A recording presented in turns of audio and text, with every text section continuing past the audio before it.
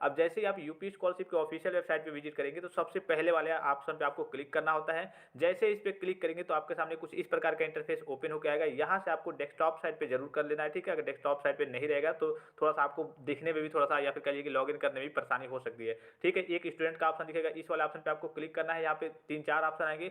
तो अगर आपने पहली बार फॉर्म फिलअप किया होगा किसी कोर्स में, पोस्ट मैट्रिक में कह लीजिए या फिर कह लीजिए कि post matric other than intermediate में आपने पहली बार फॉर्म फिलअप किया होगा तो फ्रेश लॉगिन पे क्लिक करना है। जैसे मान लीजिए सपोज कीजिए आप कक्षा 11 के स्टूडेंट्स हैं, पहली बार आपने पोस्ट मैट्रिक में स्कॉलरशिप का फॉर्म फिलअप किया है तो फ्रेश लॉगिन पे क्लिक करना है। मान लीजिए कि आपने कक्षा 11 में फॉर्म फिलअप नहीं किया था, कक्षा 12 में आपने डायरेक्टली किया है पहली बार फॉर्म को फिलअप, तब भी आपको फ्रेश लॉगिन पे क्लिक करना है। और मान लीजिए कक्षा 11 में आपने फॉर्म को फिलअप किया था और कक्षा 12 में आपने फिर से फिलअप किया है तो इस केस में आपको रिन्यूअल लॉगिन पे क्लिक करना है। इसी प्रकार से आप कोई कोर्स कर रहे हैं, यूजी के, पीजी के, डिप्लोमा के या फिर अन्य जो भी कोर्स वगैरह कर रहे हैं तो उसके लिए आपको तीसरे ऑप्शन पे यानी कि रिन्यूअल लॉगिन पे क्लिक करना है। अगर आप दूसरी बार फॉर्म को फिलअप किए हैं तो, अगर आप पहली बार फॉर्म फिलअप किए हैं किसी कोर्स में, सपोज कीजिए कि आप पॉलिटेक्निक कर रहे हैं, बीए कर रहे हैं, बीएससी कर रहे हैं, कुछ भी कर रहे हैं, आप फर्स्ट ईयर में है, एडमिशन लिया है और आपने पहली बार फॉर्म को फिलअप किया है तो फ्रेश लॉगिन पे क्लिक करना है। मान लीजिए कि आप सेकेंड ईयर में पहुंच गए, आपने पहली बार फॉर्म को फिलअप किया था, अब आपने केवल इस बार रिन्यूअल किया है तो आपको रिन्यूअल लॉगिन पे क्लिक करना है। तो जो भी आपकी स्थिति होगी उस पर क्लिक किए रहना है थोड़ा सा, ठीक है। कहीं साइड में आपको क्लिक कर देना है। फिर से 4 ऑप्शन आएंगे। पहला ऑप्शन तो 9-10 के बच्चों के लिए है, दूसरा ऑप्शन कक्षा 11 और 12 के बच्चों के लिए, ये जो ऑप्शन दिख रहा होगा।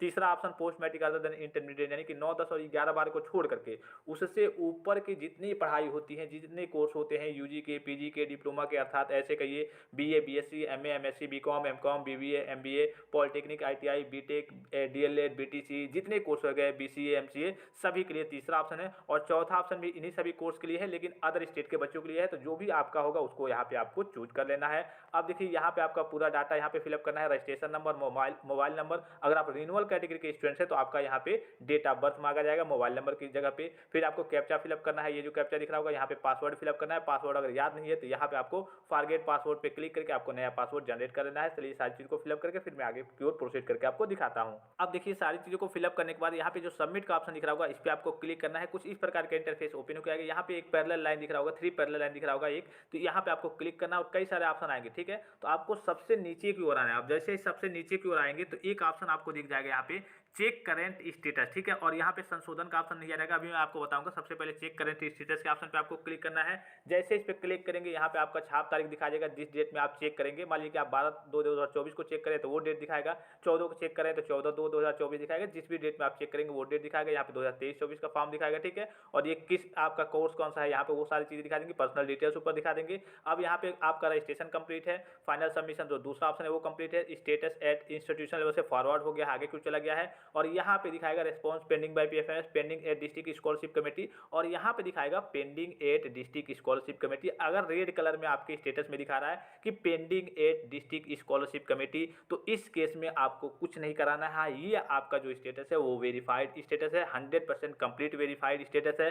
अब ये जो pending at district scholarship committee दिखा रहा है तो जैसे सभी बच्चे अभी करेक्शन कर रहे हैं जिनका गलत वगैरह है उनका करेक्शन हो जाएगा। उसके बाद से फिर से सभी बच्चों को एक बार फॉर्म देखा जाएगा डीडब्ल्यू लेवल पे, और ये जो आपका है pending at district scholarship committee इसको कर दिया जाएगा verified recommended by district scholarship committee, और ये आपका आने वाले कुछ दिनों में अपडेट कर दिया जाएगा। तो इस प्रकार से अगर आपका फॉर्म दिखा रहा है, आपका स्टेटस दिखा रहा है तो मतलब कि आपको कुछ नहीं कराना है और आपके में करेक्शन का ऑप्शन भी नहीं आएगा, ठीक है। जैसे इनका ये फॉर्म देख लीजिए, यहाँ पे pending at district scholarship committee दिखा रहा है, यानी कि फुल्ली इनका जो फॉर्म है वो 100% वेरीफाइड है। और अगर इनके स्टेटस में यहाँ पे नीचे की ओर आएंगे तो अगर आपके में कुछ डाटा गलत होगा, वहाँ पे मार्क्स मिसमैच या फिर अदर कोई समस्या आ रही होगी तो आप कमेंट करके जरूर बताएंगे कि आपके स्टेटस में किस प्रकार की समस्या आ रही है। अगर आपका स्टेटस जो है वेरीफाइड है तो यहाँ पे करेक्शन का आपका ऑप्शन भी नहीं आएगा। जाहिर सी बात है, जब करेक्शन का ऑप्शन नहीं आ रहा है मतलब कि आपका फॉर्म 100% फुल्ली वेरीफाइड है, आपको कुछ करने की जरूरत नहीं है। और जो वहाँ पे pending at district scholarship committee दिखा रहा है वो आपका आगे चल के कुछ दिनों में